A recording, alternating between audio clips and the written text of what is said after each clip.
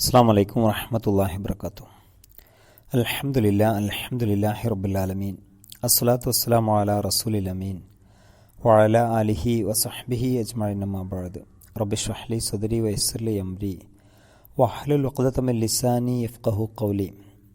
അഊദു ബില്ലാഹി മിനശ് ശൈത്വാനിർ റജീം. ബിസ്മില്ലാഹിർ റഹ്മാനിർ റഹീം. الزاني لا ينكح إلا زانية أو مشركة والزانية لا ينكحها إلا زان أو مشرك وحرم ذلك على المؤمنين.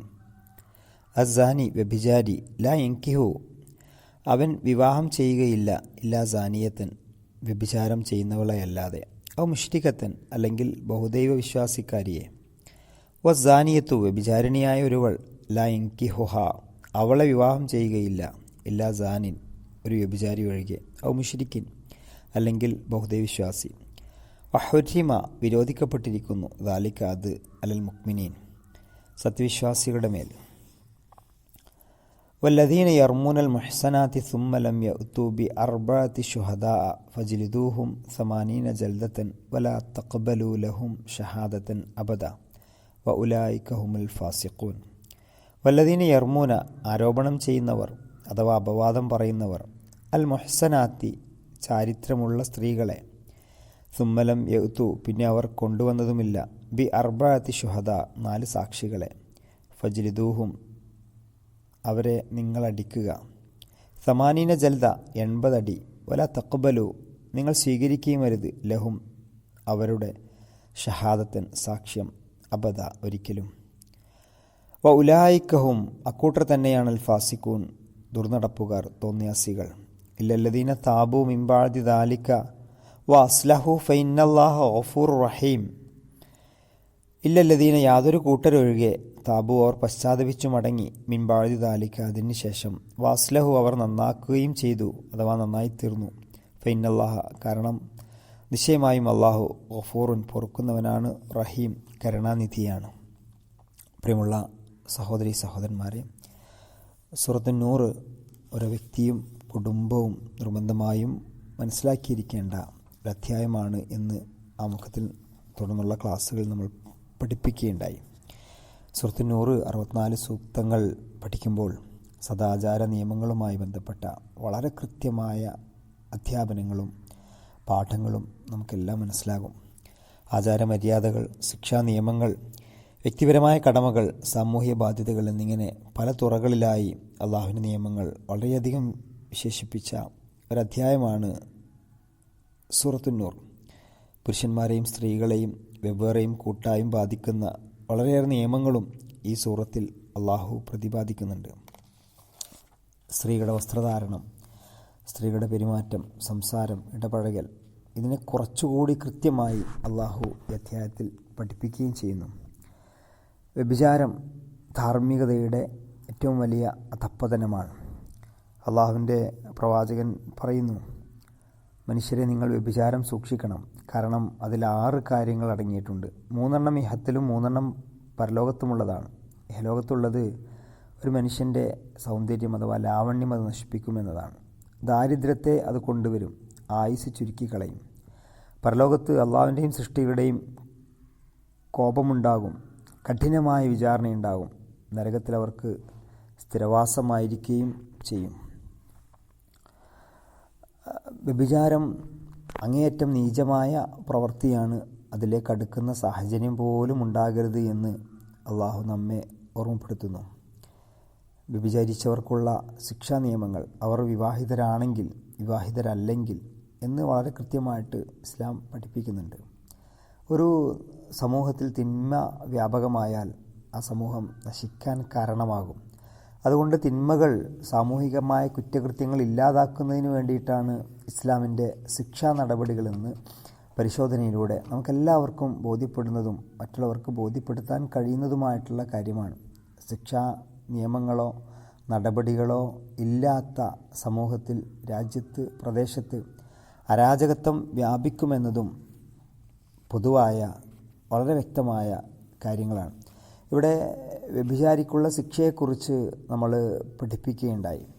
ഖുർആനിൻ്റെ അടിസ്ഥാനത്തിൽ, പ്രവാചകൻ്റെ അധ്യാപനങ്ങളുടെ വെളിച്ചത്തിൽ അതോടൊപ്പം തന്നെ 3 മുതൽ 5 വരെയുള്ള സൂക്തങ്ങളിൽ വളരെ പ്രധാനപ്പെട്ട മറ്റു ചില കാര്യങ്ങളാണ് അള്ളാഹു പറയുന്നത്. നീചവൃത്തികളും തോന്നിയാസങ്ങളും പതിവാക്കിയ ആളുകൾ, സൽവൃത്തരായ ആളുകൾ തമ്മിൽ ഒരിക്കലും ഒരു യോജിപ്പുണ്ടാവില്ല.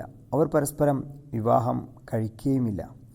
വിവാഹം കഴിച്ചാൽ തന്നെ അവർക്ക് ഒരുമിച്ച് പോകാൻ സാധ്യതയും വളരെ കുറവാണ്. എന്നാൽ ഈ ഒരു ആയത്തിൻ്റെ പശ്ചാത്തലത്തിൽ ചില ആളുകൾ പറയുന്നു, സ്വദേശം വിട്ടുപോകുന്ന മുഹാജിറുകളായ ചില സ്വഹാബികൾ ദാരിദ്ര്യം മൂലം വിവാഹം കഴിക്കാൻ നിവൃത്തിയില്ലാതെ വന്നപ്പോൾ തോന്നിയസികളായി അറിയപ്പെട്ടിരുന്ന ചില സ്ത്രീകളെ വിവാഹം ചെയ്യാൻ മുതിർന്നതിനെ തുടർന്നാണ് സൂറത്തുൻ നൂറിലെ 3-ാം ആയത്ത് അവതരിച്ചത് എന്ന് പറയുന്നു. അല്ലാഹു അഅലം, അറിഞ്ഞുകൂടാ. എന്നാൽ മനുഷ്യനെ സംബന്ധിച്ചിടത്തോളം വൈവാഹിക ജീവിതം എന്നത് അവൻ്റെ ജീവിതത്തിലെ ഏറ്റവും പ്രധാനപ്പെട്ട കാര്യമാണ്. ഒരു നല്ല മനുഷ്യൻ ഒരിക്കലും തോന്നിവാസിയായ ഒരു സ്ത്രീയെ വിവാഹം കഴിക്കില്ല. തോന്നിവാസിയായ സ്ത്രീക്ക് ശിർക്ക് ചെയ്യുന്നവനും ദുർനടപ്പുകാരനുമല്ലാതെ ഇണയായി ലഭിക്കുകയുമില്ല. തുടർന്ന് അള്ളാഹു പറയുന്നത് വളരെ പ്രധാനപ്പെട്ട മറ്റൊരു കാര്യമാണ്. മുഹ്സനാത്ത് അഥവാ വിവാഹം കഴിഞ്ഞവൾ, പതിവ്രത, ചാരിത്രശുദ്ധിയുള്ള ഒരു സ്ത്രീയെക്കുറിച്ച് ആരോപണം ഉന്നയിക്കുക എന്നത് ഇസ്ലാമിൽ ഗുരുതരമായ തെറ്റാണ്. അങ്ങനെ മാന്യമായ സ്ത്രീകളെക്കുറിച്ച് ദുരാരോപണം നടത്തുന്ന വ്യക്തിക്കുള്ള ശിക്ഷയാണ് അവരെ 80 അടി അടിക്കണം എന്ന് പറയുന്നത്. അവർ തന്നെയാണ് തോന്നിവാസികൾ എന്നതും വളരെ ഗൗരവത്തോടു കൂടി അള്ളാഹു പറയുന്നു.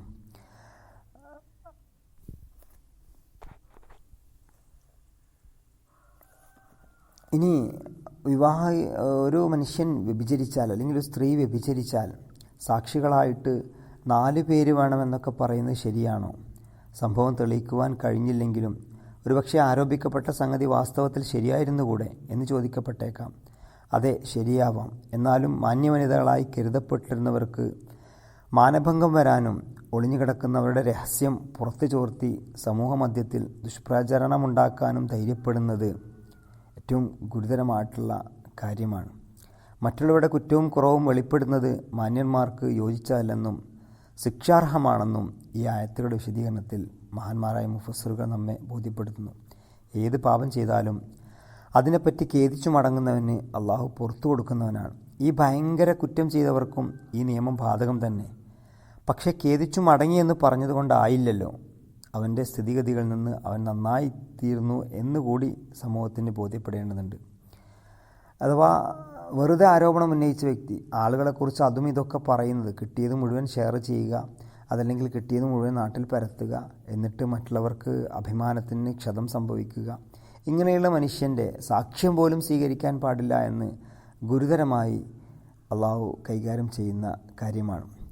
അഥവാ വ്യഭിചാരം എന്നത് ഒരുപക്ഷെ മനുഷ്യർ അതീവ രഹസ്യമായി ചെയ്യുന്നതും മറ്റുള്ളവർ കാണരുത് എന്ന് ആഗ്രഹിക്കുന്നതുമായ കാര്യമാണ്. കഴിഞ്ഞ ക്ലാസ് നമ്മൾ സൂചിപ്പിച്ചു, വ്യഭിചാരം ചെയ്തൊരു മനുഷ്യൻ ഇസ്ലാമിക സമൂഹത്തിൻ്റെ ഭരണാധികാരിയുടെ മുമ്പിൽ വന്ന് ഞാൻ വ്യഭിചരിച്ചു എന്ന് അദ്ദേഹം തുറന്ന് സമ്മതിച്ചാൽ അദ്ദേഹത്തെ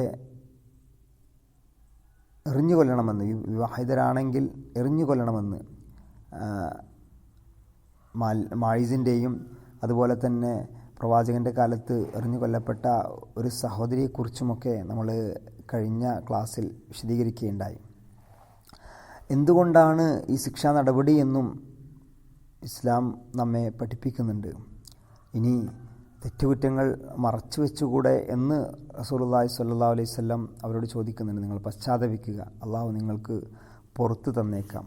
ഒരു സമൂഹത്തിൻ്റെ, ഒരു ഭരണാധികാരിയുടെ മുമ്പിൽ തെറ്റുകുറ്റങ്ങൾ ബോധ്യപ്പെട്ടാൽ പിന്നെ ശിക്ഷാ നടപടി സ്വീകരിക്കുക എന്നത് അദ്ദേഹത്തിൻ്റെ നിർബന്ധമായ ബാധ്യതയാണ്. നിങ്ങൾക്കിടയിൽ ഹദ്ദുകളെ അഥവാ ശിക്ഷാ നിയമത്തിന് വിധേയമായ കുറ്റങ്ങളെ നിങ്ങൾ അന്യോന്യം വിട്ടുവീഴ്ച ചെയ്യുവിൻ. തആഫുൽ ഹുദൂദ ഫീമ ബൈനക്കും ഫമാ ബലഗനി മിനൽ ഹദ്ദി ഫഖദ് വജബ. എന്നാൽ എൻ്റെ അടുക്കൽ വല്ല ഹദ്ദും എത്തിക്കഴിഞ്ഞാൽ പിന്നെ അത് ശിക്ഷാ നടപടി എടുക്കൽ നിർബന്ധമാക്കി എന്ന് പ്രവാചകൻ തിരുമേനി സല്ലല്ലാഹു അലൈഹി വസല്ലം പഠിപ്പിക്കുന്നുണ്ട്. തുടർന്ന് വരുന്ന ആയത്തുകളിൽ പറയുന്നത് ഭാര്യ ഭർത്താക്കന്മാർ തമ്മിൽ വ്യഭിചാരോപണം ചെയ്താലുള്ള ശിക്ഷയും മേൽപ്പറഞ്ഞു തന്നെ. എന്നാൽ ഒരാൾ തൻ്റെ ഭാര്യ ദുർനടപ്പുകാരിയാണെന്ന് കണ്ടു കഴിഞ്ഞാൽ അതിന് 4 ദൃക്സാക്ഷികളെ സമ്പാദിക്കുക മിക്കപ്പോഴും പ്രയാസമായിരിക്കും. ഇതാരും പറഞ്ഞു തരേണ്ടതില്ല. സംഭവം പുറത്തു വന്നാലോ 80 അടിയും ഇദ്ദേഹത്തിന് കിട്ടും സാക്ഷികളില്ല എങ്കിൽ. വമ്പിച്ച വഷളത്തരവുമാണ് ഉണ്ടാവുക. സ്വന്തം ഭാര്യയെക്കുറിച്ച് ആരോപണം ഉന്നയിക്കുക. ഇനി മൗലം അവലംബിക്കുകയാണെങ്കിലോ അതെത്രമാത്രം ദുഷ്കരമായിരിക്കും ദുർനടപ്പുകാരിയായ ഈ സ്ത്രീയെ വെച്ച് കുറിപ്പിക്കാൻ, അതല്ലെങ്കിൽ സമാധാനത്തോടു കൂടിയുള്ള ജീവിതം നയിക്കാൻ ഇദ്ദേഹത്തിന് കഴിയുമോ? അത്തരം സന്ദർഭങ്ങളിൽ എന്ന് മാത്രമല്ല, അവൾക്ക് ജനിക്കുന്ന കുട്ടിയെ പോറ്റേണ്ടുന്ന സാഹചര്യവും ഇദ്ദേഹത്തിനുണ്ടാകും. അപ്പോൾ അത്തരം സാഹചര്യത്തിൽ ധർമ്മസങ്കടത്തിലാകുന്ന ഒരു മനുഷ്യൻ അല്ലെങ്കിൽ ഒരുത്തി അവർ സ്വീകരിക്കേണ്ടുന്ന സമീപനം എന്ത് എന്ന് വളരെ കൃത്യമായിട്ട് 6, 7, 8, 9 സൂക്തങ്ങളിൽ അള്ളാഹു പറയുന്നുണ്ട്. ലിആൻ, പരസ്പര ശാപപ്രാർത്ഥന എന്ന ഒരു ഭാഗം ഇസ്ലാമിക ചരിത്രത്തിൽ നമ്മൾ പഠിച്ചിട്ടുണ്ട്. എന്താണ് എന്ന് ഇൻഷാ അല്ലാഹ് അടുത്ത ക്ലാസ്സിൽ നമുക്ക് വിശദീകരിക്കാം. ഇസ്ലാമിൻ്റെ നിയമങ്ങൾ, നിർദ്ദേശങ്ങൾ, ഖുർആനിക സൂക്തങ്ങൾ കൃത്യമായി പഠിക്കാനും അതനുസരിച്ച് നല്ല ജീവിതം നയിക്കാനും അള്ളാഹു നമുക്കെല്ലാവർക്കും തൗഫീഖ് നൽകുമാറാവട്ടെ. ആമീൻ. വാഖിർ ദഅവാന അനിൽ ഹംദുലില്ലാഹി റബ്ബിൽ ആലമീൻ. അസ്സലാമു അലൈക്കും വറഹ്മത്തുള്ളാഹി വബറകാതുഹു.